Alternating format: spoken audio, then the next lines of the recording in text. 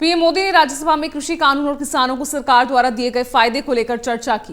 PM बोले कि हमने किसान सम्मान निधि योजना लागू की, 10 करोड़ परिवार इसका लाभ भी उठा रहे हैं और करीब 1.25 लाख करोड़ किसानों के खाते में गया है। हमने 100% किसानों के सॉइल हेल्थ कार्ड भी उन्हें पेश किया। वहीं विपक्ष पर भी पीएम मोदी जमकर बरसे। किसानों का सेंसस लिया गया तो 33% किसान ऐसे हैं जिनके पास जमीन 2 बीघे से कम है, 2 बीघे नहीं है, 2 बीघे तक है, 2 बीघे से कम। 18% जो किसान कहलाते हैं उनके पास 2 बीघे से 4 बीघे जमीन है, यानी आधा हेक्टर से 1 हेक्टर, ये 51% किसान है। ये चाहे कितनी मेहनत करे, अपनी छोटी सी जमीन पर इनकी गुजर ईमानदारी से उसमें हो नहीं सकती। ये चौधरी चरण सिंह जी का कोट है। छोटे किसानों की दयनीय स्थिति चौधरी चरण सिंह जी के लिए बहुत ही हमेशा पीड़ा देती थी और हमेशा उसकी चिंता करते थे। इतनी मेहनत करे, अपनी छोटी सी जमीन पर इनकी गुजर ईमानदारी से उसमें हो नहीं सकती। ये चौधरी चरण सिंह जी का कोट है।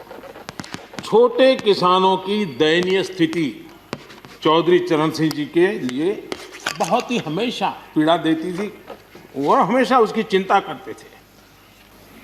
हमारी खेती को खुशहाल बनाने के लिए फैसले लेने का ये समय है, इस समय को हमने गंवा नहीं देना चाहिए। हमें आगे बढ़ना चाहिए, देश को पीछे नहीं ले जाना चाहिए। पक्ष हो, विपक्ष हो, आंदोलनरत साथी हो, इन सुधारों को हमने मौका देना चाहिए और एक बार देखना चाहिए कि इस परिवर्तन से हमें लाभ होता है कि नहीं होता है। कोई कमी हो तो उसको ठीक करेंगे और कहीं ढिलाई है तो उसको कसेंगे। ऐसा तो है नहीं कि सब दरवाजे बंद कर दिए बस। और इसलिए मैं कहता हूं, मैं विश्वास दिलाता हूं कि मंडियां अधिक आधुनिक बने, अधिक प्रतिस्पर्धी होगी। इस बार बजट में भी उसके लिए हमने प्रावधान किया है। इतना ही नहीं, एमएसपी है, एमएसपी था, एमएसपी रहेगा।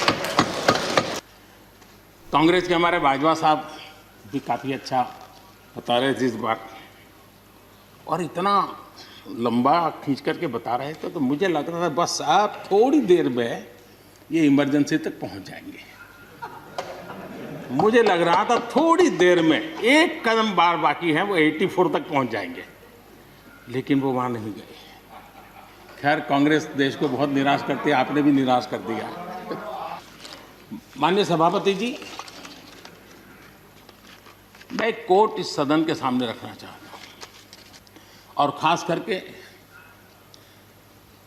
लोकतंत्र पर जो लोग शक उठाते हैं, भारत की मूलभूत शक्ति पर जो शक उठाते हैं, उनको तो मैं विशेष आग्रह से कहूंगा कि इसको समझने का प्रयास करें। हमारा लोकतंत्र किसी भी मायने में वेस्टर्न इंस्टीट्यूशन नहीं है, ये एक ह्यूमन इंस्टीट्यूशन है।